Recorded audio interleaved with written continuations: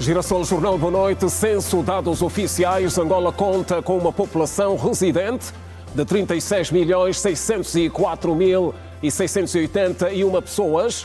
Mulheres fazem a maioria. Sociedade Civil, Fórum Nacional aborda acesso à educação inclusiva à luz dos Objetivos de Desenvolvimento Sustentável. Salário mínimo nacional. Inspeção Geral do Trabalho registrou 1.500 infrações por incumprimento na ordem de pagamentos. A diretora-geral do Fundo Monetário Internacional, recebida em audiência pelo Presidente da República, com foco no reforço da cooperação. Estrangeiros impedidos de aceder a serviços públicos de saúde na África do Sul. Girassol Jornal, quinta-feira, 20 de novembro. Vamos informar. Bem-vindos.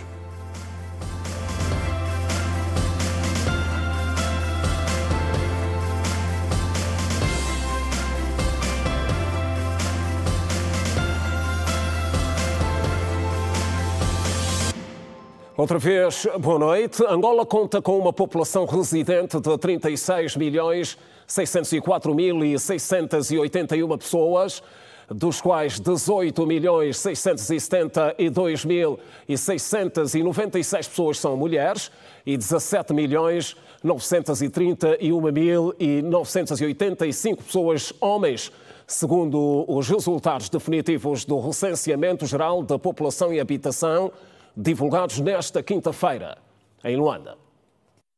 A divulgação do resultado do Censo 2024, véspera das comemorações dos 50 anos de independência nacional, consubstancia-se num marco importante para o fortalecimento e consolidação do sistema estatístico nacional, permitindo uma melhor avaliação sobre a realidade demográfica e socioeconômica do país e reformular as políticas de planeamento e do desenvolvimento nacional. Afinal, quantos somos? 36.604.681 milhões de habitantes. Continuamos a ser maioritariamente país constituído por mulheres. A cada 100 mulheres temos 96 homens.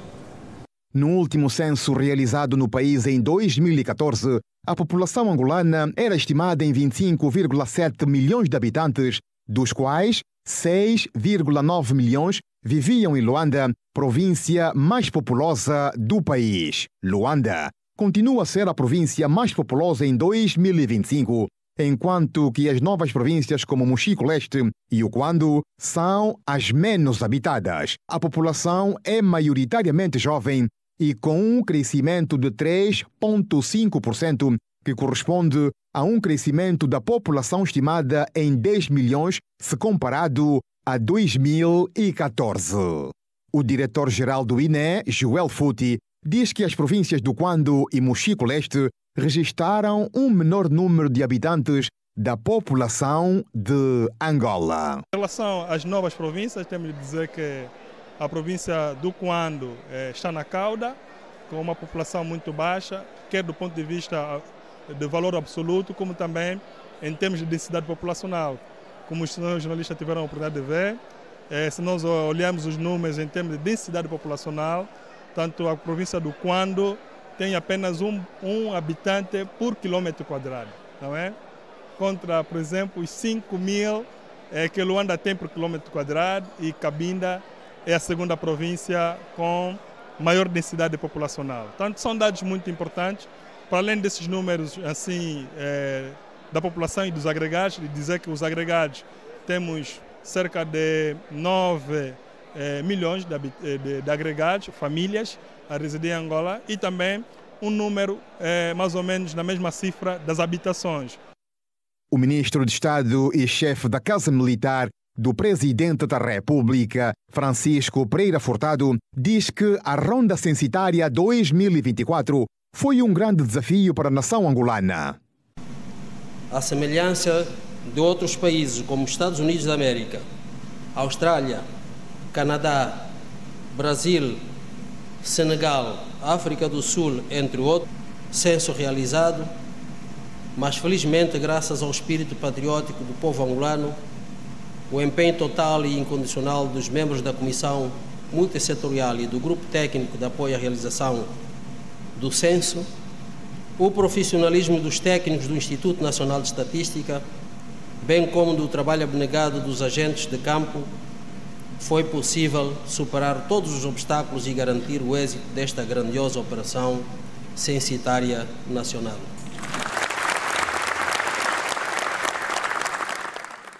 Luanda acolheu nesta quinta-feira o Fórum Nacional da Sociedade Civil sobre os Objetivos de Desenvolvimento Sustentável em Angola.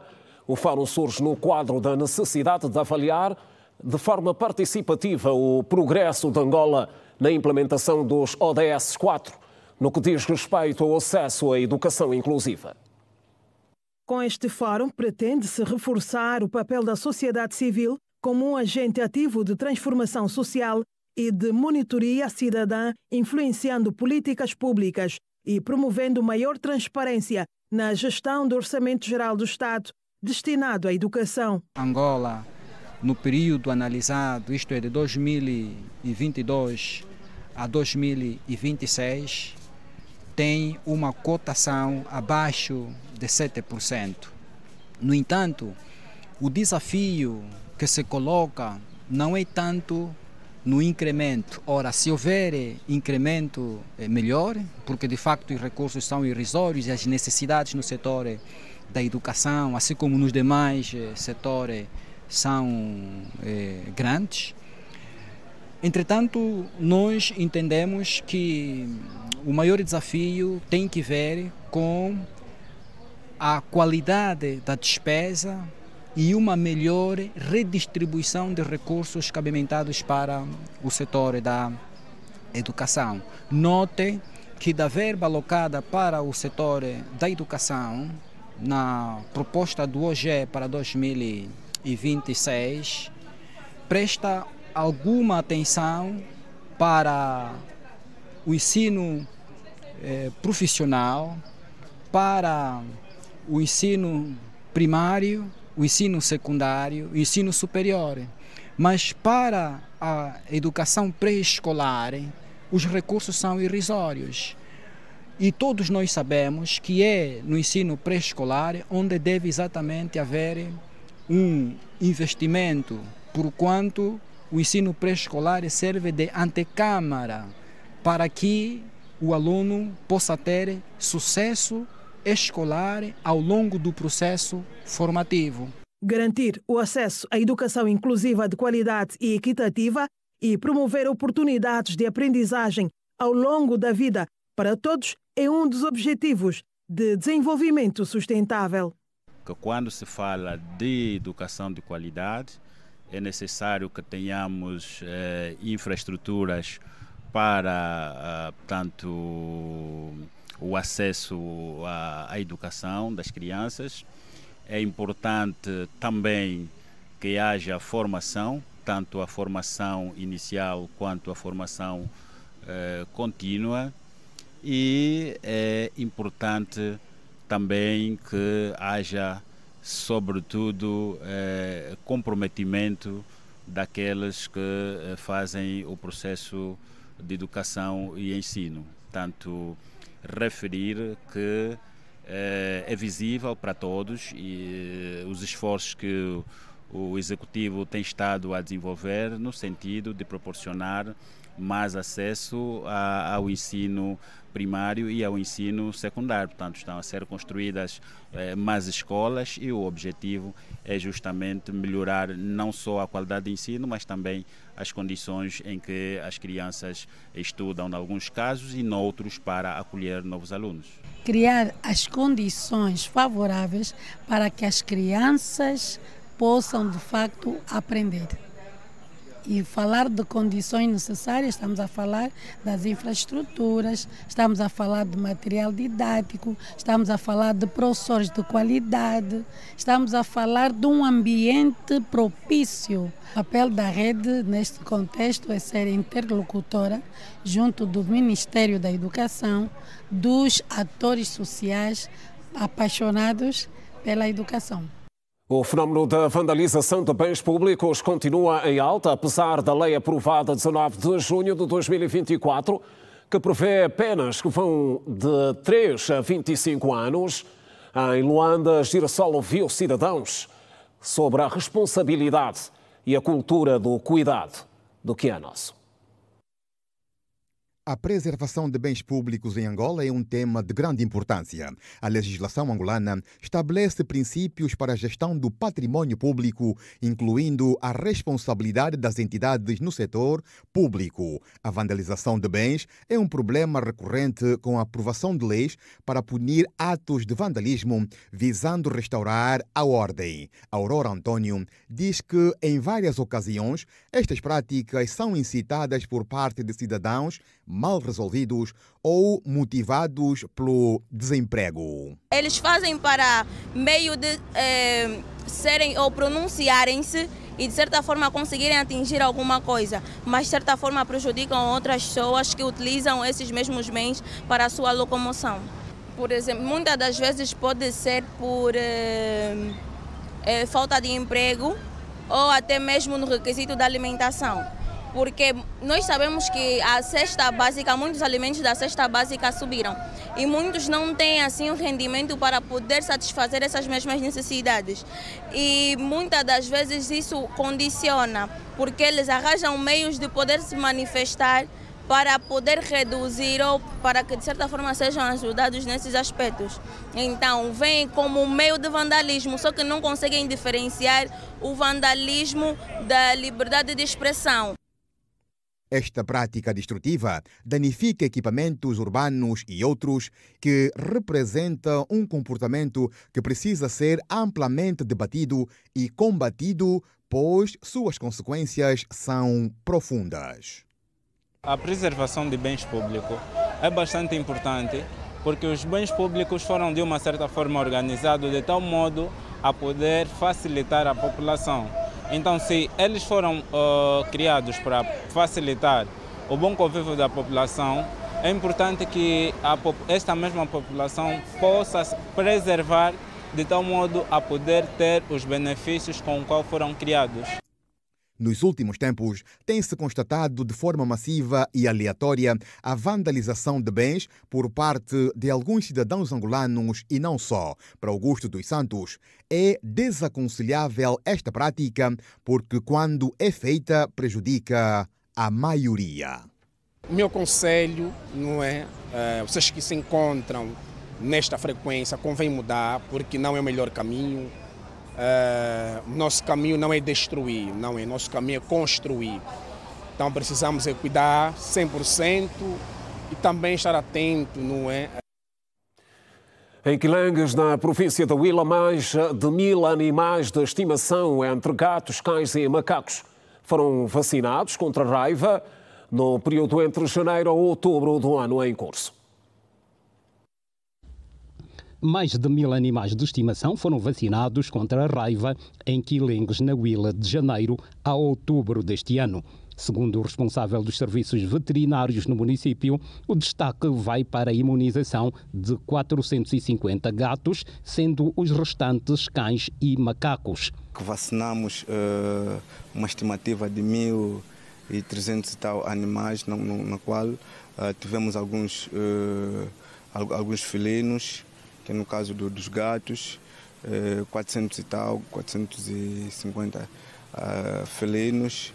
E devido ao nosso município temos poucos macacos, mas também vacinamos alguns macacos, que no caso de 4 ou 5 macacos. Sebastião Vasco realça que a vacinação de rotina continua com vista à imunização de todos os animais de estimação do município. Então nós decidimos continuar com a vacinação de rotina, que é para ver se conseguimos vacinar os outros animais que não foram vacinados. O responsável sublinha que, devido ao trabalho de prevenção feito pelas autoridades locais, no município de Quilengues não foram registados casos de raiva nos últimos 10 meses.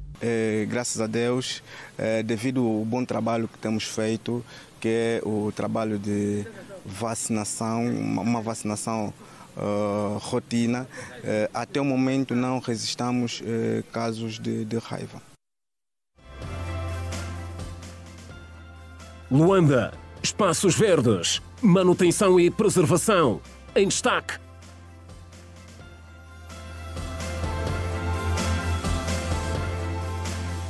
São as notícias no Girassol Jornal. A diretora-geral do Fundo Monetário Internacional elogiou as reformas económicas em curso em Angola.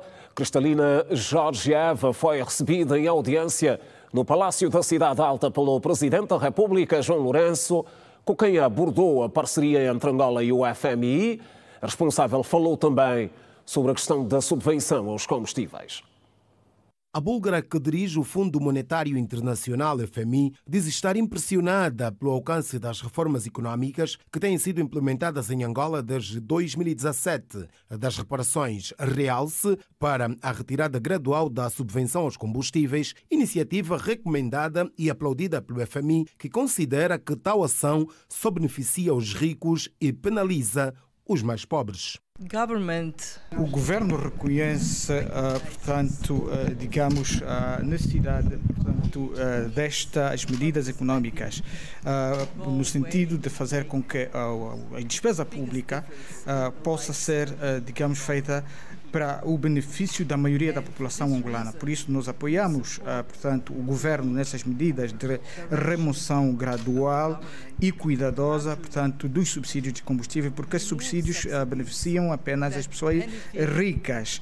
Cristalina Georgieva, que foi recebida em audiência pelo Presidente da República, João Lourenço, assume que as reformas devem continuar, tendo sempre no centro das prioridades a melhoria da situação social das famílias. A diretora-geral do FMI lembra que o governo perde muito com a subvenção aos combustíveis e recomenda, por isso, que com a sua retirada gradual, o Executivo invista na criação de postos de emprego para a juventude.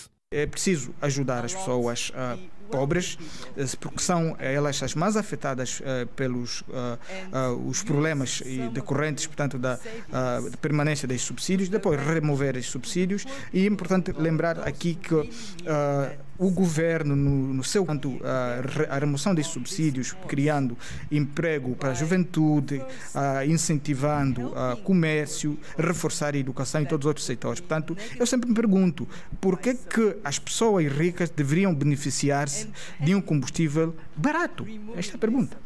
O Fundo Monetário Internacional defende também a eficiência das reformas económicas. Cristalina Georgieva considera que programas como o Quenda podem ser benéficos para a concretização eficaz da retirada dos subsídios aos combustíveis. Até ao momento, o Quenda, executado pelo FAS, Fundo de Apoio Social, beneficia mais de 1.500.000 famílias, o que para o FMI ainda está longe do que se precisa. Por isso, recomenda a sua expansão.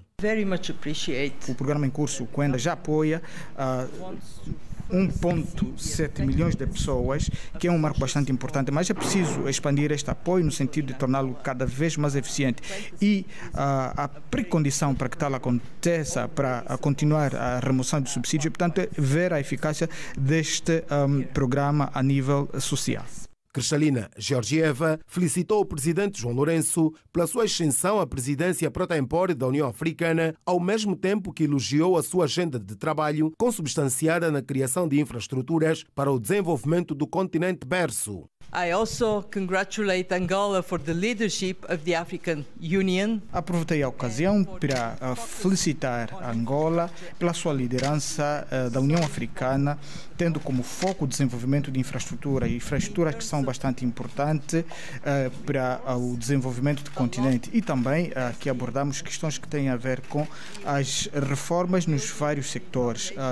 Portanto, isso poderá levar a alcançar, o desenvolvimento a nível do continente, porque essas reformas são, digamos, os fundamentos para o crescimento macroeconômico e a estabilidade macroeconômica que são essenciais para os nossos países e, no caso concreto, de Angola. E, portanto, nesta altura também vivemos um momento bastante difícil em que Angola conseguiu virar a página de um crescimento econômico negativo para crescimento econômico positivo. Portanto, essas reformas devem continuar num mundo cada vez mais em mudança. As transformações econômicas, os choques climáticos e todos estes efeitos negativos requerem que os países tenham, medidas de resiliência, que tenham economias resilientes para que possa haver estabilidade macroeconômica, que é bastante importante para o seu desenvolvimento. A trabalhar em Luanda desde quarta-feira, a diretora-geral do Fundo Monetário Internacional Internacional, FMI, Cristalina Georgieva, manteve encontros com a equipe econômica do Executivo e deve reunir com executivos do setor bancário, comunidades empresariais e académica para, em conjunto, analisar as reformas estruturais em curso em Angola, nomeadamente o ambiente de negócios e as políticas que sustentam um desenvolvimento. O FMI tem um programa de financiamento através do qual financiou Angola com 4,4 mil milhões de dólares entre 2018 e 2021. O Ministério da Administração Pública, Trabalho e Segurança Social, através da Inspeção-Geral do Trabalho, identificou mais de 1.500 infrações relacionadas com o não cumprimento do salário mínimo nacional, atualmente fixado em 100 mil kwanzas. A informação foi avançada pelo Secretário de Estado para o Trabalho e Segurança Social, que anunciou igualmente o lançamento da campanha Salário Digno, uma iniciativa destinada a constatar o respeito pelas normas de remuneração justa por parte das entidades empregadoras em todo o país. A campanha nacional será implementada em observância ao número 2 do artigo 76º da Constituição da República de Angola. O governo sublinha que a atualização do salário mínimo, que passou inicialmente de 70 mil kwanzas para 100 mil kwanzas 12 meses depois, constitui uma medida essencial de justiça social. O pagamento de um salário justo é mais do que um dever. É uma questão de justiça social. É uma questão de dignidade. É uma questão de respeito pelo próximo. E por isso, gostávamos de encorajar aqueles que já o fazem a continuar a fazer e apelar a todas as empresas, a todos os patrões, a todas as entidades empregadoras que ainda não se ajustaram a este processo, que o façam. Para garantir a eficácia desta política, o MAPTES encoraja os trabalhadores à cultura de denúncia, junto da Inspeção-Geral do Trabalho. Seremos implacáveis em relação ao incumprimento do decreto. Queremos também apelar aos trabalhadores, primeiro para que se envolvam no processo, denunciando, dialogando com os seus empregadores, mas acima de tudo para que se convençam que, se por um lado têm o direito de receber uma remuneração justa, por outro lado também têm o dever de contribuir para a produtividade da empresa. A partir do dia 24 deste mês, os inspetores do trabalho vão iniciar visitas aos estabelecimentos para constatar se as entidades empregadoras estão a praticar o salário mínimo legalmente estipulado. O diretor nacional do trabalho, Blanche Sendovava, revelou que tem sido elevado o número de empresas que solicitam autorização para pagar salários abaixo do mínimo.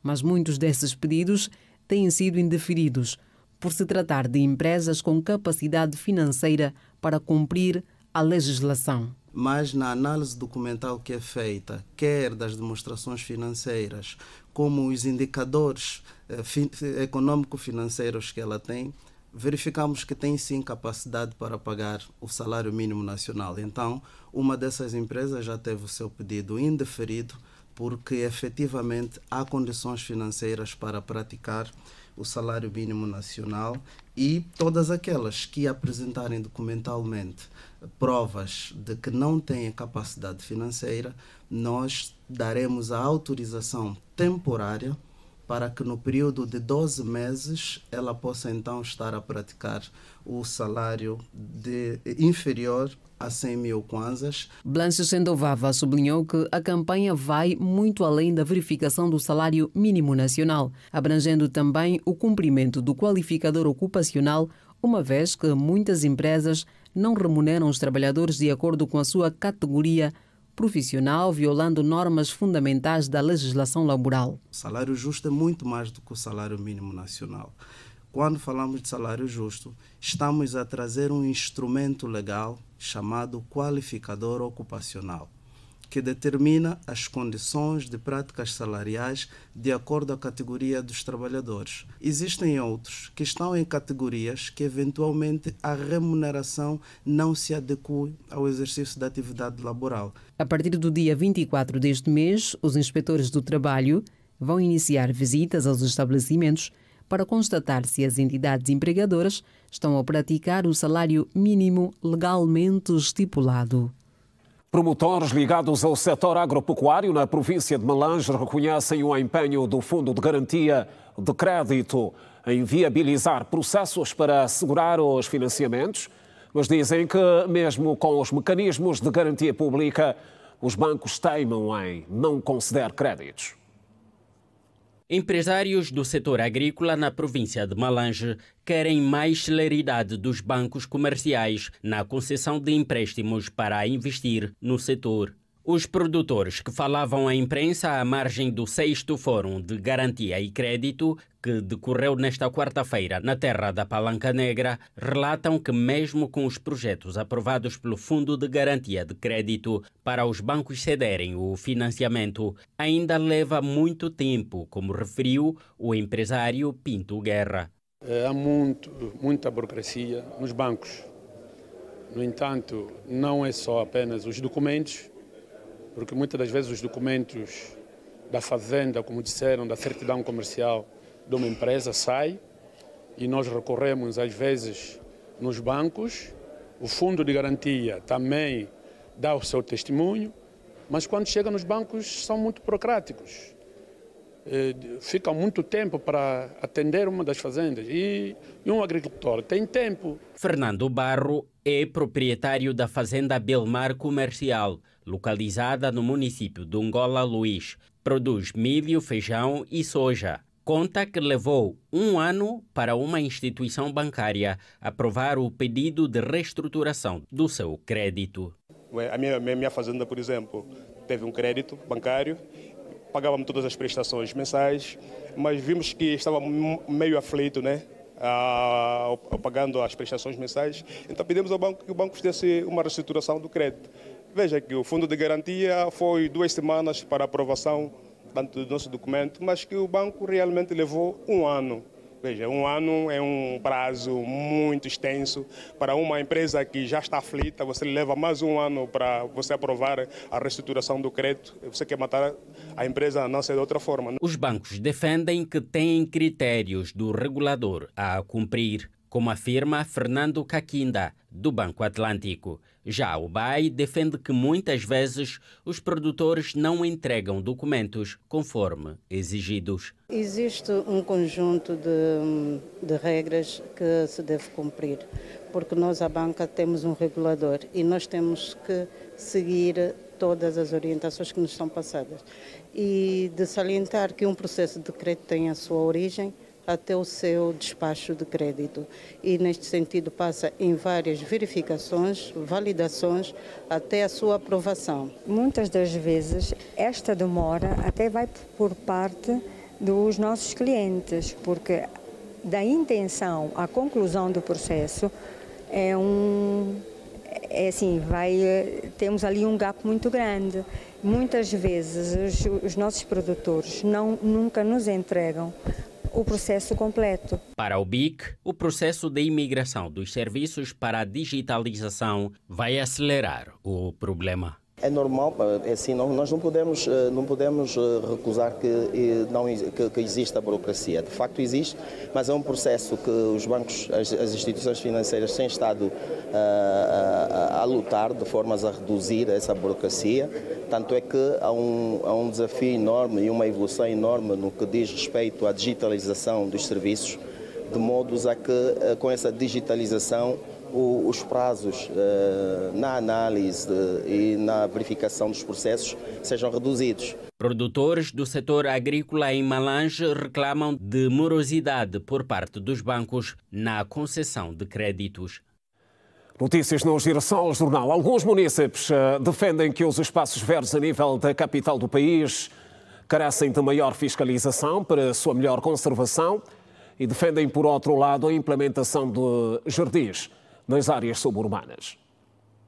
respirar ar puro é considerado como uma situação de saúde pública. A zona da Baía de Luanda, por exemplo, é um lugar eleito para lazer. Faço isso sempre e oferecendo o ar que a paisagem traz, é natural. E apetece-me sempre estar nesse local. Faz bem à nossa saúde, ao nosso bem-estar e devemos estar mais a peito e preservá-lo, porque muitas pessoas saem das periferias para cá apanhar um coche diário e, sobretudo, estando aqui 1-2 horas, você vê uma diferença. Tanto a Bahia organizada atrai turista como visitante de outras partes de outra determinada região, como nações, que venham visitar o nosso país. A tendência de passar aqui para ver como é que é a nossa marginal, a Bahia. Alguns cidadãos alegam que o contacto com a natureza oferece o aconchego e tranquilidade. O Zango é muito quente mesmo, é muito quente, que até nem fora nem dentro a pessoa tem aquele estabelecimento, que quando a pessoa vem um pouco cansado, com essas árvores aqui, então nos sentimos mais relaxados, pagar mais uma energia e dar continuidade ao nosso caminho. Estudar, passar um pouco de ar depois do trabalho, às vezes se vê um pouco cedo, tende a sentar aqui que é para poder apreciar o mar e ver. É um bem-estar, tem um ambiente assim um pouco fresquinho. Algumas pessoas fazem foto, algumas empresas vêm aqui, tem esse local como um ponto turístico, onde partem muitas coisas, vídeos, fotos. Alguns munícipes defendem que quanto maior for o número de árvores plantadas, menor será doenças relacionadas com o calor. Se tivesse também nos municípios, não haveria necessidade de ter que sair de Cacoaco para vir para aqui, sentir esse ar fresco, sentir a pureza dessas árvores. Então, a falta disso nos municípios faz muita diferença. Então, ajudaria sim a manter a saúde de nós, né? No bairro em que eu vivo, né? Eu vivo no bairro do Benfica. E naqueles lados quem vai para o autódromo, tem tido árvores e as pessoas têm cortado para fazer como lenha. A ajuda das árvores, acredito que nos ajuda a se proteger melhor. Na cidade de Luanda, tirando a floresta da ilha de Luanda, nós tínhamos uma floresta aqui na cidade de Luanda. Ficava aqui junto aqui na X. Se for para lá já não existe. E acabamos de matar aquilo. E olha como é que está a natureza hoje. A cidade está quente. Muitos de nós não sabemos porquê. Tínhamos uma outra floresta aí na Maianga. Aquele espaço lindo e bonito que oferecia para o oxigênio da cidade de Luanda, morreu. Por exemplo, eu estou aqui a sentir a brisa do mar e consigo espairar um pouco, né? E é uma terapia. E eu acredito, se a gente fizesse mais, ia ajudar para muitos de nós, principalmente os que estão nos hospitais essas horas. Cidadãos em Luanda defendem plantações de árvores para preservar a vida de quem respira nela todos os dias. E ainda em Luanda, vários cidadãos defendem que a falta de educação ambiental tem influenciado no crescimento do aumento do fenómeno do abate indiscriminado de árvores. Situação que concorre para a degradação do meio ambiente, com forte impacto na qualidade de vida. Luanda é um dos recantos e encantos. O testemunho é de quem ainda guarda memórias antigas relacionadas às zonas verdes. Os jardins estão assecando, porque é falta de apoio do governo, ninguém dá importância nisso, todo mundo quando quer só passam, ninguém estragam isso, sentam no jardim. Então, por agora sim, está semi-normal, não está acomodando. Em jardim nós não vivemos melhor. Mesmo na sua casa, quando não tem jardim, a sua casa está tipo que está em falência. Os principais jardins e largos da cidade capital voltaram a nascer e a ter a cor verde. Alguns munícipes aproveitam os espaços para sessão fotográfica e também estudos. Lago do 1º de Maio é um lugar onde nós anteriormente vemos que as pessoas não frequentavam, mas agora nós vemos que foi reabilitado, as condições são boas agora as pessoas têm mais vontade de lá estar. Carlos Sebastião é jardineiro há 8 meses. Diariamente carrega nas mãos pá, vassoura e nichos para a limpeza do Largo da Sagrada Família.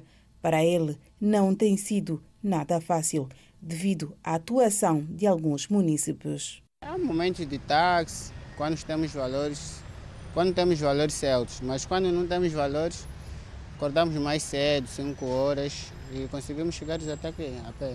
Há pessoas que põem no chão, há pessoas que também me chamam o nome, mas já sabes, trabalhar na área livre com o público, temos que ser mais pacíficos e entendermos as coisas. Quando o jardim não está bem preservado, é dificilmente também as pessoas estarem aqui assentadas.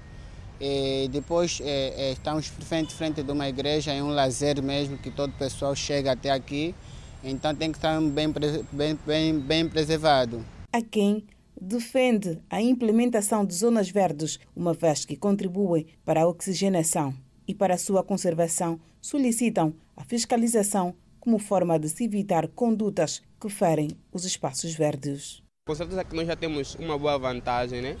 Quanto aqui à cidade. Agora a ideia seria expandirmos para outros locais. Por exemplo, no Kazenga também tem infraestruturas novas que foram construídas recentemente e precisamos de mais espaços verdes naqueles locais. Aqui nós temos, o que nós precisamos é só preservar o que nós já temos. Os espaços verdes são importantes para a nossa saúde, em primeiro lugar, e também para aquilo que é a beleza em si do local em que nós estamos, porque nós gostamos de locais bonitos, locais vibrantes, e o verde é uma preferência. Há pouco tempo, quando eu vinha do shopping Fortaleza, vi um senhor a urinar no jardim. Tipo, o jardineiro de lado a regar, atrás da árvore, um senhor a urinar. A se prevenir quanto os maltratos, né, dos nossos jardins em toda a parte de Luanda. Antes das pessoas terem consciência, é mesmo os fiscais trabalharem conforme deve ser. Munícipes em Luanda defendem fiscalização nos espaços verdes da capital para sua conservação, uma vez que oferecem um ambiente mais acolhedor. E o Girassol Jornal recebe hoje o engenheiro ambiental Francisco Lopes dos Santos. Boa noite, bem-vindo ao Girassol Jornal. Boa noite, uma vez mais, e obrigado pelo convite. Pois, engenheiro, temos hoje, mais uma vez, este desafio de olhar para a questão da educação ambiental no país. Desafios, sobretudo. Como é que, na opinião do engenheiro, está o país em termos de educação ambiental? Olha, dizer que educação ambiental é aquele processo de ensino que visa preparar pessoas, indivíduos preocupados com a conservação do meio. E também tem a outra parte da educação ambiental que visa transmitir conhecimento no sentido de da conservação deste mesmo meio.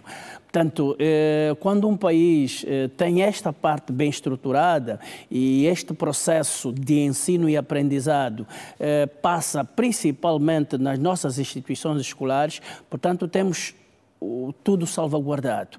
E podemos ver que na educação ambiental formal, já que o objetivo é formar pessoas preocupadas com os problemas ambientais, então este conhecimento começa a vir a partir de quem estrutura, por exemplo, as zonas urbanas. Sabe que na estruturação das zonas urbanas tem peças fundamentais que visam a melhorar a nossa qualidade de vida, que são as zonas ecológicas, a qualidade das nossas habitações, a qualidade dos nossos arruamentos, o ordenamento do território em si. Quando os técnicos projetistas destas zonas têm um elevado grau de educação ambiental, nós, os cidadãos, né, os simples cidadãos, sentem algum conforto nisso. Engenheiro, qual é a leitura que se faz daquele que tem sido o comportamento das pessoas? Bom, o comportamento das pessoas vem pela educação ambiental informal. Portanto, um bom projeto é um bom meio de educação. Vamos ver, por exemplo, vamos dar um exemplo. Nós já vivemos algum período em que as pessoas atiravam os resíduos sólidos dos edifícios para baixo. Já vivemos um período. Ainda nota-se. Ainda nota-se isso. E aí podemos buscar onde é que está a causa disso. Sabe que nos anos 70, por exemplo, alguns edifícios que foram construídos naquela altura possuíam um coletor precisamente para descarregar os resíduos sólidos, porque nós, nas nossas habitações, temos resíduos. Hoje, sem coletores, temos os contentores. Temos os contentores. Aí começa outra questão. Será que as nossas urbanizações, os nossos arruamentos foram projetados precisamente para termos os contentores naquelas dimensões? Há vezes que temos os contentores grandes, imensos, precisamente na faixa de rodagem. Estamos a ver os problemas que às vezes causam por isso. Temos o nosso sistema de recolha. Temos, engenheiro, casos de modelos, então, podem servir como modelos, que é o caso das cidades, como é o caso do Lubango, por exemplo, sem contentores e sem lixo. Pois, então aí começa a educação ambiental formal. Exatamente. São casos, são exemplos contrários. Não é? Nós temos uma cidade sem contentores, mas sem lixo e com pessoas. E por que não tem lixo? Porque o sistema de recolha de resíduos funciona. Portanto, é um conjunto de serviços que têm que funcionar para, primeiro, educar o cidadão por intermédio dos serviços que são prestados. Ou porque também a educação ambiental é reforçada nessa região? Não, primeiro porque existem estruturas funcionais que fazem com que o cidadão por si só aprenda por intermédio do funcionamento dos serviços. Temos um problema, temos uma outra questão que podemos levantar. Nós temos deficiência, por exemplo, de abastecimento de água nos edifícios de muitos pisos. Como é que o cidadão transporta a água lá para cima, em baldes, em bidões? O elevador não funciona, as escadas estão molhadas. Qual é a educação que o cidadão tem para poder, portanto, satisfazer com determinadas necessidades? Quer dizer, é uma série de situações que devem ser salvaguardadas na sua estrutura. O país tem este contrato de modelo, este contraste de modelos, engenheiro. Para o caso específico de Luanda, qual seria a solução? Bom, para o caso específico de Luanda, nós tínhamos que começar com o ordenamento do território. Não é possível, por exemplo, fazer recolha de resíduos sólidos quando os nossos arruamentos são becos. Temos que começar por ali, ordenamento do território, velarmos pelo modelo das nossas urbanizações. Começarmos a implementar realmente as peças urbanas que são necessárias, que são as faixas de rodagem com a dimensão exata, os passeios, os lances, não é? Para permitir com que a recolha dos resíduos sólidos comece a ser a partir da residência do cidadão. Quando nós prestarmos esse serviço, vai ver que já podemos ser mais exigentes.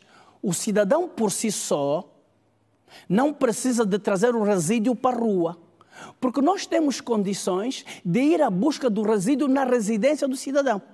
Ora bem, engenheiro, a par desta questão, desta preocupação, está igualmente a questão da manutenção dos espaços verdes em Luanda, dos poucos existentes. Como é que olha para essa... Realmente, é importante que hajam mais espaços verdes para além do que já existem, né? Porque os espaços verdes vão dar garantia que o cidadão se sinta tranquilo, enfim, se sinta valorizado. Depois, para se garantir os espaços verdes, é preciso que hajam, no caso, serviços de abastecimento de água para a irrigação. Se não houver água para a irrigação, os espaços não se tornam verdes, porque só serão verdes no período chuvoso. Então, já começa, para garantirmos espaços verdes, temos que estruturar o sistema de fornecimento de água. Mas não pode ser água potável, porque a água potável não ajuda no crescimento das zonas verdes. Tem que ser água de reuso. Essa água de reuso pode vir do sistema de esgoto. Quer dizer, está a haver um conjunto de serviços que podem ser fornecidos a partir da educação ambiental formal, que é aquela educação que vem por intermédio do conhecimento transmitido nas instituições escolares. Quando realmente a educação ambiental formal for bem estruturada nas instituições de ensino, facilmente os projetos vêm para o terreno, bem estruturados, e o cidadão só tem que seguir. Porque isso nos dá. Nós estamos em Angola, estamos em Luanda. Quer deixar aqui o modelo de referência como recomendação para as escolas? Como as escolas. Eu acho que temos que fazer uma reformulação dos nossos programas, né, de ensino, e em tudo quanto é curso deve haver alguma matéria de educação ambiental. Porque hoje nós somos muito consumistas e, ao sermos muito consumistas, não estamos muito preocupados no aproveitamento daquilo que é resíduo. É preciso que a educação ambiental formal seja devidamente estruturada para irmos preparando os formadores, os influenciadores da sociedade, que são os engenheiros, os arquitetos. Quando essas pessoas tiverem educação ambiental bem firme, bem concentrada, facilmente os projetos dessa classe poderá ser transmitido e compreendido na sociedade. Porque se continuarmos com essas nossas urbanizações desurbanizadas, dificilmente vamos poder conscientizar a nossa população dos bons hábitos que devem ser praticados. Gero Francisco, obrigado por ter vindo ao Girassol Jornal e pelas recomendações que deixa, pelo contributo, pela análise bem feita aqui sobre essa questão da educação ambiental para o caso específico do nosso país. Continuação de bom trabalho e até a próxima oportunidade. Obrigado, Girassol, pelo convite e sempre que for necessário estamos presentes. Estamos juntos. Ora bem, diretores provinciais afetos ao Ministério dos Recursos Minerais, Petróleo e Gás avaliam e alinham metodologias de trabalho na província do Cunene. O encontro serve de antevisão da 11ª reunião do Conselho Consultivo deste Ministério, que acontece já amanhã. Da província do Cunene responde em direto para o Girassol Jornal Ernesto Jaime. Ernesto, boa noite. Viva, boa noite Simeão Mundula, boa noite também para a vasta audiência da Rede Girassol. Respondemos a partir da província do Cunene, propriamente na cidade de Ondiva, onde amanhã vai ser palco da 11ª reunião do Conselho Consultivo do Ministério dos Recursos Minerais, Petróleo e Gás, que amanhã então as empresas nacionais, bem como também diretores provinciais afetos a este mesmo Ministério, poderão discutir o futuro do setor. A esta altura decorre com o secretário de Estado para Petróleo e Gás, José Barroso, que também é o coordenador desta mesma reunião. Muito boa noite em direto para o Girassol Jornal. Esta é a 11ª reunião. Eu questiono quais que são as grandes novidades para esta 11ª reunião e porquê, Cunene? Boa noite. Antes de mais agradeço a TV Girassol por essa oportunidade. O Ministério dos Recursos Minerais, Petróleo e Gás e o Governo Provincial do Cunene acordaram em realizar aqui na cidade de Ondiva a 11ª reunião do Conselho Consultivo do Merimpet, que tem como lema do potencial a desenvolvimento estratégico. Portanto, a ideia aqui é discutirmos uma vez mais o potencial que o nosso país tem em termos de recursos minerais e discutir as estratégias, os programas e projetos para o seu desenvolvimento. Sabemos que o mundo gira à volta dos minerais, sabemos que por causa da transição energética há uma procura de alguns minerais específicos, então o Ministério que vai fazer aqui, para além de discutir esse potencial, é ver que vantagens podemos tirar da existência de alguns desses minerais no nosso solo, sempre com o objetivo de utilizá-los para a melhoria de condições das nossas populações. Mas o tema principal do Conselho Consultivo não elimina o trabalho básico que temos que fazer. À luz dos documentos de planificação da nossa economia, nós temos algumas atividades que estão inscritas no Plano de Desenvolvimento Nacional 2023-2027 e, portanto, este Conselho Consultivo vai também servir para fazermos o balanço das atividades que o Ministério e os órgãos tutelados realizaram em torno desses objetivos. Muito obrigado. Ouvimos o secretário de Estado para Petróleo e Gás, José Barroso, sobre a antevisão, então, daquilo que será a reunião, ou a 11ª reunião do Conselho Consultivo do Ministério dos Recursos Minerais, Petróleo e Gás, um pouco do que vai ser amanhã. As imagens são de Manuel Matamba, Ernesto Jaime. Boa noite. Para muito boa noite, Ernesto Jaime. A partir do CUNEN, que acolhe a reunião de alto nível do Ministério dos Recursos Minerais, Petróleo e Gás, a partir de amanhã. E assim seguimos para o primeiro intervalo. No Girassol Jornal, volte connosco. Não saia daí, até já.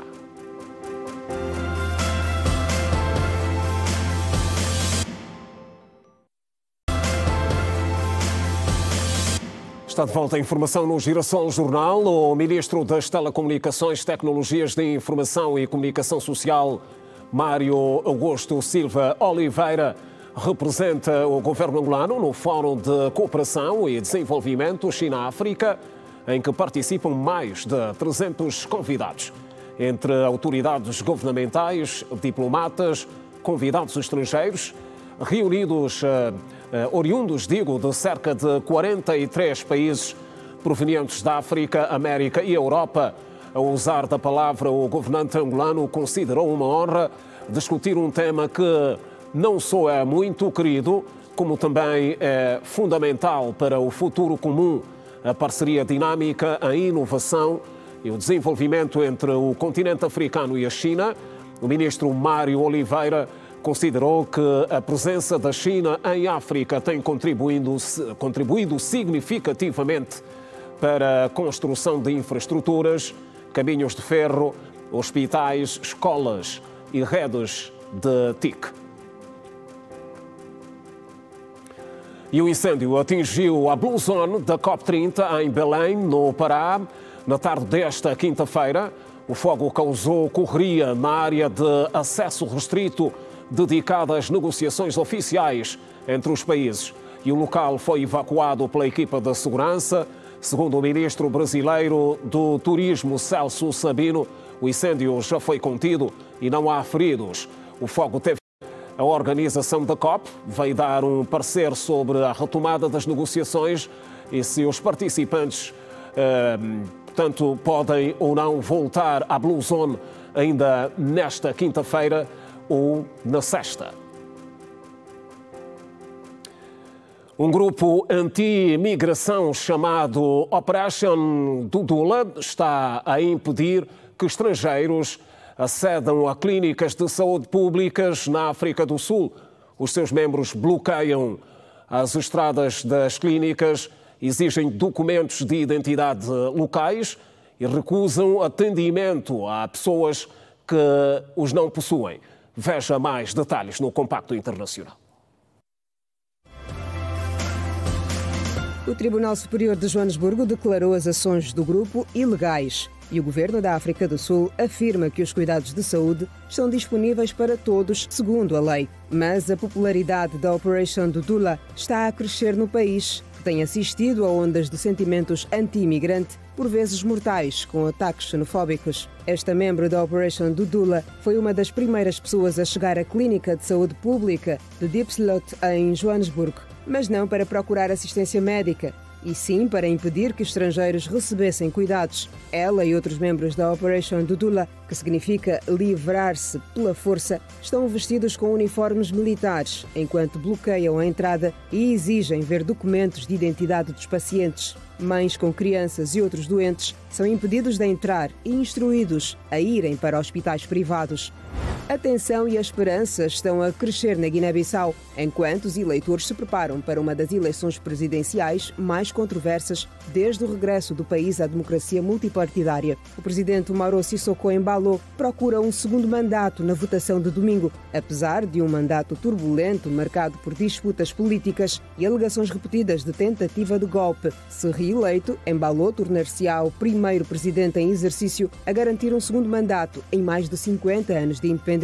Mas a controvérsia em torno da duração do seu mandato atual persiste. Grupos da oposição argumentam que o seu mandato terminou em fevereiro, enquanto o Supremo Tribunal considerou que durou até setembro. A data da eleição antecipada, de 30 de novembro, só aumentou a incerteza. No meio da turbulência política, os eleitores na capital Bissau manifestaram um profundo desejo de estabilidade.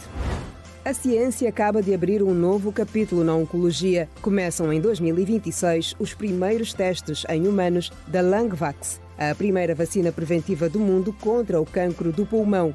O estudo, desenvolvido pela Universidade de Oxford e pela University College London, recebeu financiamento de 2 milhões de euros e marca a estreia de uma estratégia inédita: treinar um sistema imune para caçar células pulmonares que começam a se comportar de forma suspeita antes mesmo do tumor existir. O tumor do pulmão segue há 30 anos como o cancro que mais mata no mundo. A vacina experimental usa uma tecnologia muito próxima da plataforma de vacina da Oxford AstraZeneca contra a Covid-19. Na prática, este sistema funciona como um vetor viral não replicante, um vírus modificado que não causa infecção e serve apenas como meio de transporte para levar um conjunto específico de instruções até as células.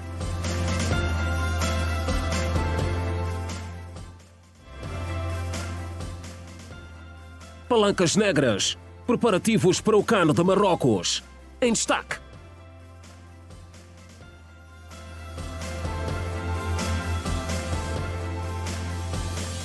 E é o assunto em destaque a seguir. Os Palancas Negras vão cumprir em Algarve, Portugal, a última fase da preparação visando a 35ª edição da Taça das Nações Africanas, a decorrer de 21 de dezembro de 2025 a 18 de janeiro de 2026. No Reino de Marrocos. Falta pouco para o arranque da maior festa futebolística do continente africano, o CAN. Os Palancas Negras vão participar pela 10ª vez na prova. A edição número 35 vai acontecer no Reino de Marrocos, de 21 de dezembro de 2025 a 18 de janeiro de 2026. O selecionador nacional, Patrice Baumel, que já começou a preparar a prova com 2 jogos realizados em Luanda, o primeiro diante da Argentina, com quem perdeu por 0-2, o segundo frente à Zâmbia, a quem venceu por 3-2. Baumel falou à imprensa sobre a não utilização de alguns jogadores nas partidas realizadas aqui em Luanda, no Estádio Nacional 11 de novembro. Foi 30 jogadores durante esse estágio. Temos jogadores em clubes que não jogam muito. Por exemplo, em Líbia, a Liga, mais ou menos, o jogo... a Liga não começa muito. Jogadores que foi lesionado também. Temos 2 semanas antes da lista para ver o que podemos trazer nesse grupo. Mas mais ou menos é o grupo que temos de trazer na Taça de África. E quero poder trabalhar 2 semanas completas. É uma mensagem para os clubes em Europa e todo o mundo de deixar os jogadores, como a data FIFA e a regulação lhe diz, que 2 semanas para trabalhar, porque temos muito trabalho a fazer. No CAN do Reino de Marrocos, Angola figura no grupo B, ao lado do Egito, África do Sul e Zimbábue. O francês de 47 anos adiantou qual será a estratégia a ser utilizada. E de sair desse grupo para continuar a competição. É um grupo muito difícil com o Egito. É um grupo muito difícil. Temos de preparar fisicamente, mentalmente e taticamente para sair desse grupo e de continuar a aventura. Sair desse grupo e sair, e tudo é possível. Não quero falar, temos de fazer. Falar é simples. Antes do arranque da competição, os Palancas farão um estágio de 2 semanas em Algarve, Portugal. O francês tem na sua base de dados 50 jogadores. A equipa técnica terá tempo de observação dos atletas para escolher 26 jogadores para o CAN do Reino de Marrocos. Mais um intervalo a seguir no Girassol Jornal. Até já.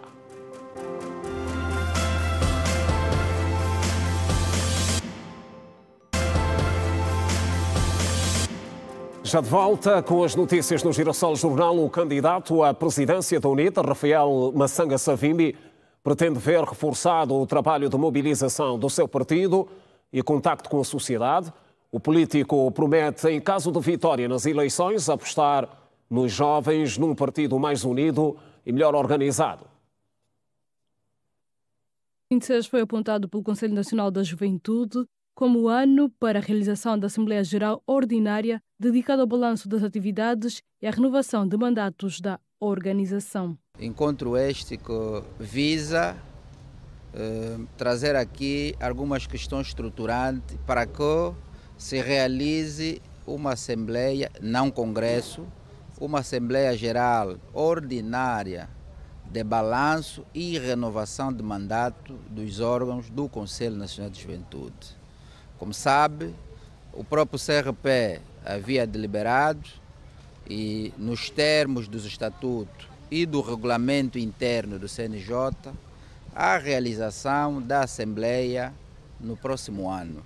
Os estatutos internos também serão alvo de apreciação na Assembleia marcada para o próximo ano. Questões essas que têm a ver com os estatutos, o regulamento interno. Por quê? Porque há aqui órgãos intermédios do Conselho Nacional de Juventude, como a amostra a trazer, que hoje existem por conta da divisão política administrativa. Até então, e prevista no artigo daquilo que é o âmbito do Conselho Nacional de Juventude, dos seus estatutos, prevê apenas 18 conselhos provinciais. Hoje evoluímos por conta da divisão política administrativa. Nesta quinta-feira, o CNJ realizou o seminário metodológico que juntou líderes juvenis das organizações membros e dos conselhos provinciais para abordarem vários temas, com destaque para a renovação de mandatos. Quem quiser concorrer está aberto, espera a Assembleia, se é membro, então tem todo direito. Mesmo nós lidega, se tivermos a pretensão de concorrermos, nosso direito da qualidade de membro, podemos concorrer. Mas devemos respeitar, quero, os estatutos e regulamentos do Conselho Nacional das Juventudes. Sobre o alegado conflito interno na organização, o líder da Liga Juvenil da Nova Estrela para o Desenvolvimento reagiu nos seguintes termos. O CNJ é uma plataforma das organizações membros de âmbito nacional. Pode, de facto, ter regulamentos e ter estatutos que devem ser cumpridos. De facto, há pessoas que eu considero de má fé que querem divulgar coisas que não têm fundamento nem bases legais, porque o CNJ está num caminho.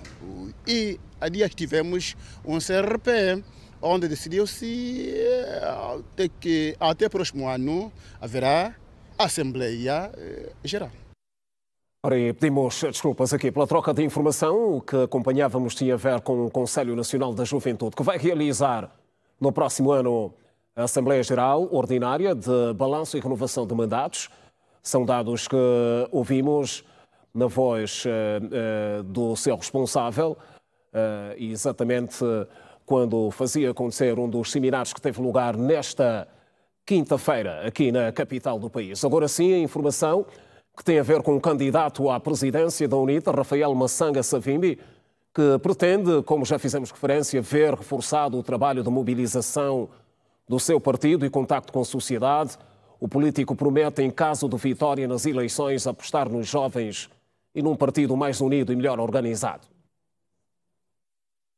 O candidato à presidência da UNITA, Rafael Massanga Savimbi, considera ser necessário reforçar o trabalho de mobilização do partido e contacto com a sociedade com vista às eleições de 2027.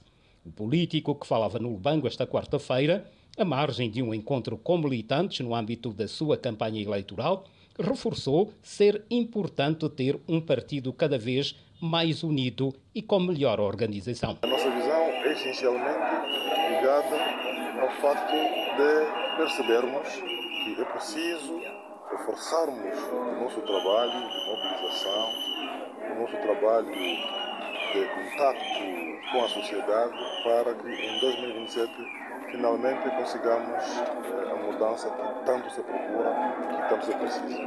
É assim que para nós é importante termos um partido cada vez mais unido, mais coeso, termos melhor organização e, sobretudo, termos capacidade de conversarmos com o cidadão.